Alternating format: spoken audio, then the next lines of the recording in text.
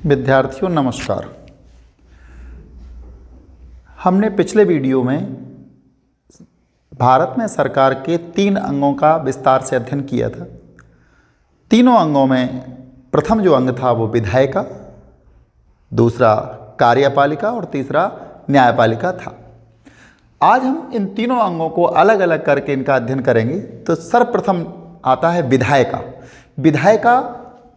विधायिका में आता है संसद। केंद्र में आती है संसद, राज्य में आती है विधान सभा। तो हम संसद का अध्ययन करेंगे। संसद में 2 चीज़ें हैं, 2 सदन हैं संसद के, एक लोकसभा और दूसरा राज्यसभा। यहाँ लोकसभा की अगर बात की जाए तो लोकसभा की स्थापना संविधान के अनुच्छेद 81 के अंतर्गत की गई है और राज्यसभा की स्थापना संविधान के अनुच्छेद 80 के अंतर्गत की गई। एक और इसका अंग होता है विधायिका का, जिसका नाम है राष्ट्रपति। इसका हम विस्तार से अध्ययन अगले वीडियो में करेंगे, क्योंकि राष्ट्रपति का जो अध्ययन है वो विस्तृत है, इसलिए उसको हम अगले वीडियो में करेंगे। यहाँ हम केवल लोकसभा और राज्यसभा का करेंगे। विद्यार्थियों, एक बात का आप ध्यान रखना, इस बात को याद रखना, जो राज्य, यहाँ केंद्र की बात कर रहे हैं, केंद्र सरकार की जो विधायिका है और राज्य की विधायिका है, दोनों में कोई खास अंतर नहीं होता है। लोकसभा अर्थात विधान सभा की समकक्ष होती है और राज्यसभा, ये राज्यसभा केंद्र में है और राज्यों में विधान परिषद होती है। केंद्र में लोकसभा, राज्य में विधानसभा, राज्य में केंद्र में राज्यसभा और राज्य में विधान परिषद। ये दोनों बिल्कुल एक जैसी होती है। इनकी नियुक्तियां, इनके अधिकार लगभग अलग होते हैं। थोड़ा सा जो अंतर होता है वो हम आपको बताते चलेंगे। तो सबसे पहले हम इन दोनों का अध्ययन करें, लोकसभा और राज्यसभा, संसद के दोनों सदनों का। तो इन दोनों में हम अंतर भी देखेंगे, दोनों में अंतर क्या है। सबसे पहले हम बात करते हैं लोकसभा की। अस्थायी, लोकप्रिय, चर्चित या निम्न सदन। लोकसभा क्या है? अस्थायी सदन है। लोकप्रिय होने के कारण ही तो लोकसभा है, लोगों की सभा है। चर्चित भी है और निम्न सदन भी, किंतु शक्तिशाली है। ध्यान रखना आप लोग। ये जो राज्यसभा है, राज्यसभा उच्च सदन है, शिक्षित लोगों का सदन है, स्थायी सदन है। स्थायी, उच्च या शिक्षित लोगों का सदन है।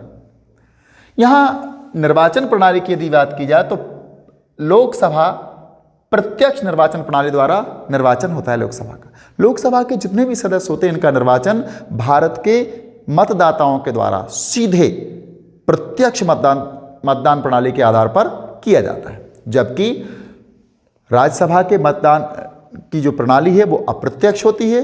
इसमें जनता द्वारा चुने हुए प्रतिनिधियों के आधार पर ही राज्यसभा के सदस्यों का निर्वाचन होता है। यहाँ एक बात हम आपको और बता दें, इसके चुनाव कोई बड़े विस्तार से नहीं होते, क्योंकि इसमें 2/3 सदस्यों का ही चुनाव होता है हर 2 वर्ष बाद। क्योंकि इसमें ये स्थायी सदन है, ये कभी पूरी तरह से भंग नहीं होता है। यहाँ देख लेते हैं सदस्यों के निर्वाचित होने की न्यूनतम आयु। लोकसभा सदस्यों के निर्वाचित होने की न्यूनतम आयु 25 वर्ष है। 25 वर्ष से कम उम्र का कोई भी व्यक्ति लोकसभा का सदस्य नहीं बन सकता, जबकि राज्यसभा के निर्वाचित होने के लिए, सदस्य निर्वाचित होने के लिए न्यूनतम आयु 30 वर्ष रखी गई। इसलिए इसको युवाओं का सदन, लोकसभा को युवाओं का सदन और राज्यसभा को वृद्धों का सदन कहा गया है। इसीलिए निम्न सदन और उच्च सदन भी माना गया है। क्योंकि हमारे यहाँ वृद्धों को तो उच्च माना जाता है ना, इसलिए इसको उच्च सदन भी कहते हैं। यहाँ एक अगला अंतर है, लोकसभा यदि अल्पमत में आ जाती है तो राष्ट्रपति द्वारा इसको कभी भी भंग किया जा सकता है, जबकि राज्यसभा कभी भी भंग नहीं होता है। जो स्थायी सदस्य पूरी तरह से ये कभी भंग नहीं होता है। अगर सदस्यों के कार्यकाल की बात की जाए तो लोकसभा के जो सदस्य होते हैं उनका, सदस्यों का कार्यकाल 5 वर्ष का होता है। 5 वर्ष से पूर्व भी यदि कोई सदस्य पद से इस्तीफा दे करके, त्याग पत्र दे करके अपने पद से मुक्त हो सकता है, या किसी कारण से, उसकी किसी अयोग्यता के कारण लोकसभा अध्यक्ष उसकी सदस्यता समाप्त कर सकता है। तो इस प्रकार से उस सदन की सदस्यता से पृथक उसको किया जा सकता है, अन्यथा 5 वर्ष उसका कार्यकाल पूरा होता है। जबकि लोकसभा राज्यसभा के सदस्यों का कार्यकाल 6 वर्ष होता है। प्रत्येक 6 वर्ष बाद 2/3 सदस्य सेवानिवृत्त होते हैं, उनके स्थान पर नए सदस्यों का निर्वाचन होता है। फिर 2 वर्ष बाद 2/3 सदस्य निर्वाचित होते हैं, उनके स्थान पर नए सदस्यों का निर्वाचन होता है। फिर 2 वर्ष बाद 2/3 सदस्य निर्वाचित होते हैं और उनके स्थान पर नए सदस्यों का निर्वाचन होता है। जो पहले हुए थे निर्वाचित हुए थे, उनके लिए भी अब 6 वर्ष पूरे हो जाते हैं, तो अगले आने वाले 2 वर्ष में उनका भी सेवानिवृत्ति होगी। ये क्रम चलता रहता है और इसीलिए राज्यसभा कभी भी पूरी तरह से भंग नहीं होती। लोकसभा में जो बहुमत दल का नेता होता है, बहुमत दल प्राप्त होता है जिसको, वो उसका जो नेता होता है वो प्रधानमंत्री, जबकि राज्यसभा में कोई भी व्यक्ति, चाहे बहुमत हो या अल्पमत हो, कोई भी व्यक्ति प्रधानमंत्री नहीं बन सकता, ना उसको कोई बड़ा पद प्राप्त होता है। लोकसभा का जो प्रमुख पदाधिकारी हैं या जो अधिकारी हैं लोकसभा का संचालन करते हैं, उसमें लोकसभा अध्यक्ष, जिसको स्पीकर भी कहा जाता है, और लोकसभा उपाध्यक्ष। इनका चुनाव निर्वाचित सदस्यों में से ही बहुमत के आधार पर किया जाता है। सदन की सारी कार्यवाहियां, कब सदन को स्थगित करना है, कब सदन को में प्रश्नकाल लाना है, सब कुछ लोकसभा अध्यक्ष की अनुमति से ही होता है। लोकसभा अध्यक्ष की आसंदी सारी लोकसभा सदस्यों से ऊपर होती है।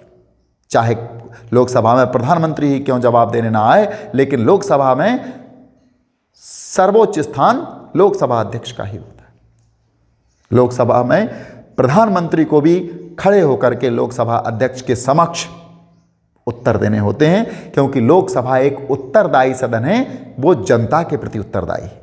इसलिए उसको सभी लोगों को लोकसभा अध्यक्ष के समक्ष, जितने भी सदस्य होते हैं लोकसभा अध्यक्ष के समक्ष सम्मान प्रदर्शित करना होता है, और लोकसभा का सर्वे सर्वा लोकसभा अध्यक्ष ही होता है। इसी का एक और पद होता है लोकसभा उपाध्यक्ष। यदि लोकसभा अध्यक्ष अनुपस्थित रहता है तो लोकसभा उपाध्यक्ष कार्यों का संचालन करता है। जबकि राज्यसभा में भारत का जो पदेन उपराष्ट्रपति होता है वो लोकसभा का सभापति होता है, और उपसभापति एक और अन्य कोई व्यक्ति या एक और किसी अन्य सदस्य को उपसभापति बना लिया जाता है। लेकिन लोकसभा का सभापति भारत का पदेन उपराष्ट्रपति ही होता है। राज्यसभा की बात कर रहे हैं हम। राज्यसभा का जो भी अधिकारी होता है, सभापति होता है, वो भारत का पदेन उपराष्ट्रपति होता है, और राज्यसभा का जो उपसभापति होता है वो भी राज्यसभा में से ही निर्वाचित कर लिया जाता है। यहाँ हम बात करते हैं राज्यसभा के जितने भी कार्य होते हैं, जितने भी गतिविधियां होती हैं, उनका सबका संचालन सभापति और उपसभापति की अनुमति से ही होता है। यही उसके सर्वे सर्वा होते हैं। लोकसभा में यदि सदस्य संख्या की बात की है तो वर्तमान लोकसभा में सदस्य संख्या 545 है, किंतु अधिकतम 552 तक हो सकती है। इसको विस्तार से विद्यार्थियों समझ लो, क्योंकि लोकसभा में 545 ही सदस्य संख्या होती है, लेकिन अधिकतम इसको 552 तक कर सकते हैं। इसका कारण क्या है, इसको कैसे समझें हम? इसमें 530 सदस्य राज्यों से निर्वाचित होते हैं, 20 सदस्य केंद्र शासित प्रदेशों से निर्वाचित होते हैं, और 2 आंग्ल भारतीय सदस्य राष्ट्रपति द्वारा मनोनीत होते हैं। इस प्रकार 530, 520 और 2 कुल जाकर के अधिकतम सदस्य संख्या हो जाती है 552। किंतु ध्यान रखो, यदि 545 सदस्य संख्या लेनी है, और इन राष्ट्रपति उसी स्थिति में मनोनीत करता है जब पूरी लोकसभा के अंदर जितने भी सदस्य हैं उनमें से कोई भी 2 सदस्य आंग्ल भारतीय निर्वाचित होकर ना आए हों। यदि निर्वाचित होकर आ जाते हैं तो राष्ट्रपति पर उनको मनोनीत नहीं करता है, क्योंकि आंग्ल भारतीयों को लोकसभा में प्रतिनिधित्व दिलाने के लिए ही यह संविधान में व्यवस्था की गई है। आज वर्तमान में लोकसभा सदस्य संख्या पर अगर हम ध्यान डालते हैं, जो 5 सदस्य 545 में जो 5 सदस्य हैं वो POK से हैं, पाक अधिकृत कश्मीर से। हमारे अंदर एक रहता है कि जब भी वो कश्मीर हमारे पास आ जाएगी तो 5 सदस्य हम वहाँ से ले लेंगे, तो ये 545 और 550 हो जाएंगे। और 2 यदि हमारे आंग्ल भारतीय निर्वाचित होकर नहीं आते तो वो 552 सदस्य संख्या हो जाएगी। वर्तमान की अगर स्थिति देखी जाए तो कुल 545, निर्वाचित 533 जो राज्यों से हैं, 530 राज्यों से हैं, 530 13 सदस्य इस समय केंद्र शासित प्रदेशों से नहीं, 530 और 13 543 और 2 सदस्य राष्ट्रपति द्वारा मनोनीत हैं आंग्ल भारतीय, इसलिए 545 सदस्य संख्या हुई है इस समय वर्तमान में। जबकि राज्यसभा के सदस्यों की संख्या की बात की जाए तो इसमें 245 से 550 सदस्य संख्या रखी गई है। न्यूनतम 245, अधिकतम 550। अब इन 245 सदस्यों में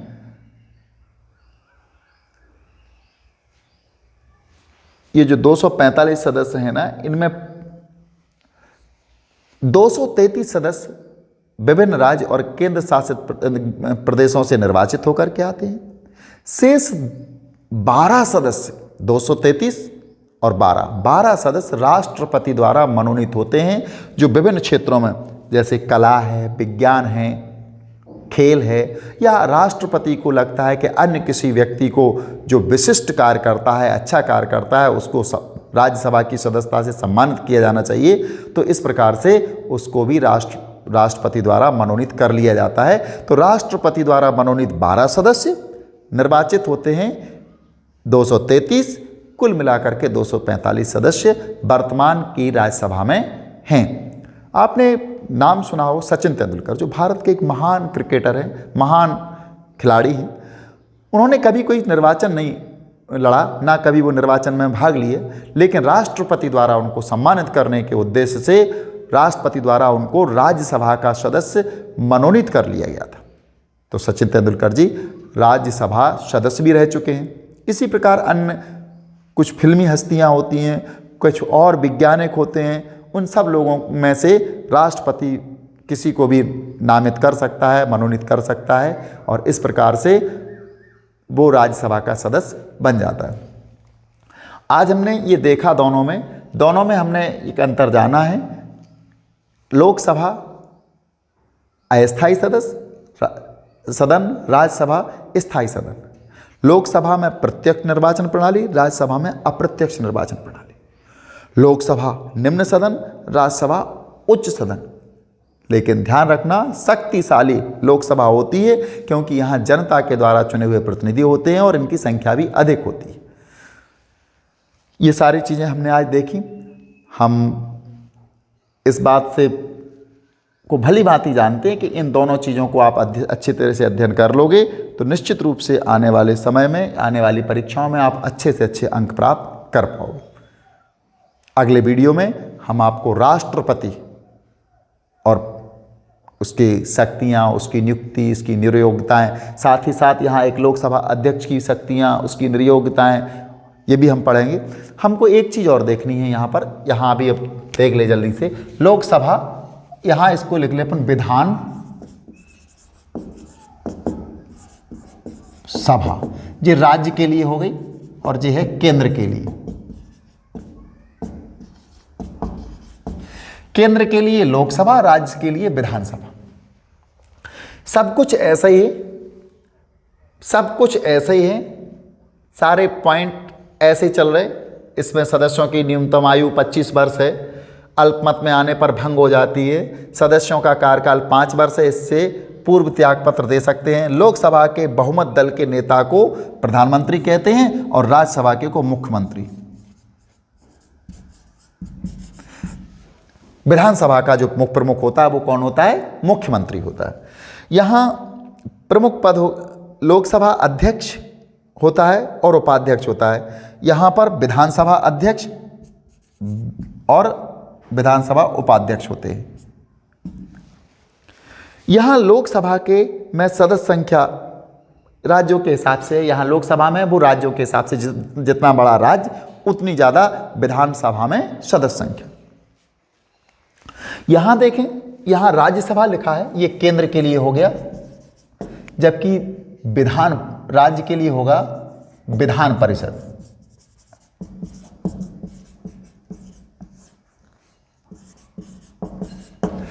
ये स्थायी सदस्य होगा विधान परिषद। इस समय विधान परिषद केवल 6 राज्यों में है। विधान परिषद कितने में है? विधान परिषद केवल 6 राज्यों में, जिनमें से उत्तर प्रदेश है, बिहार है। इस प्रकार से 6 राज्यों में विधान परिषद है, शेष में विधानसभा से ही काम चल रहा है, एक ही सदन है राज्यों में। तो यहाँ विधान परिषद को अगर देखा जाए, इससे तुलना की जाए राज्यसभा से, तो स्थायी सदन और उच्च सदन और शिक्षित लोगों का सदन होता है विधान परिषद। इसी प्रकार विधान परिषद को अप्रत्यक्ष निर्वाचन प्रणाली से इसके सदस्यों का निर्वाचन होता है। निर्वाचित होने की न्यूनतम आयु विधान परिषद के सदस्यों की भी बिल्कुल 30 वर्ष ही है, जितनी राज्यसभा की उतनी विधान परिषद। यह कभी भी भंग नहीं होता है, बिल्कुल इसी का सिस्टम चलता है राज्यसभा का। सदस्यों का कार्यकाल इसमें भी 6 वर्ष का होता है विधान परिषद में। इसमें बहुमत दल के नेता को प्रधानमंत्री नहीं कहते हैं, क्योंकि विधान परिषद में कोई प्रधानमंत्री मुख्यमंत्री होते ही नहीं। इसको भी द्वितीय सदन कहते हैं। राज्य का प्रथम सदन हो गया विधानसभा और द्वितीय सदन विधान परिषद। इसमें प्रमुख उपराष्ट्रपति और उसका उपसभापति होते हैं। इसमें उपराज्यपाल और उपसभापति हो जाते हैं उसके। राज्यसभा में सदस्य संख्या, विधान परिषदों की सदस्य संख्या राज्यों के क्षेत्रफल, उनकी जनसंख्या इत्यादि के आधार पर घटती और बढ़ती रहती है। तो हम आज देखेंगे, हमने दोनों विधायिकाओं को देखा, राज्य की और केंद्र की। राज्य में की विधायिका, केंद्र की विधायिका में लोकसभा और राज्यसभा, बिल्कुल इसी तरह राज्य में विधानसभा और विधान परिषद होती है। और इसका विस्तार से आज अपने अध्ययन कर ही लिया है। साथ ही हम अगले वीडियो की प्रतीक्षा करें। अति शीघ्र राष्ट्रपति पर हम प्रकाश डालेंगे, तत्पश्चात लोकसभा अध्यक्ष। नमस्कार।